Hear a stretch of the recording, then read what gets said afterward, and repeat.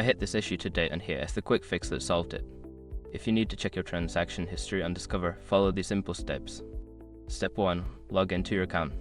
Before changing your settings, use the Easrock.com link in the description to open a password strength checker, then update your password if needed. Step 2. Navigate to Transactions. Once logged in, look for the Transactions tab on the main dashboard or menu. Click on it to view your recent transactions. Step 3. Select the date range. You can filter your transaction history by selecting a specific date range. Look for the date filter option and choose your desired start and end dates. Step 4. View transaction details. Click on any transaction to see more details, including the merchant name, amount, and date. This will help you verify your purchases.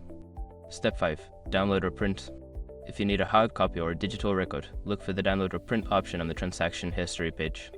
This is useful for budgeting or expense tracking. Remember, if you can't find a transaction, double check your date range. Sometimes it can be set to a shorter period than you intended. Happy tracking!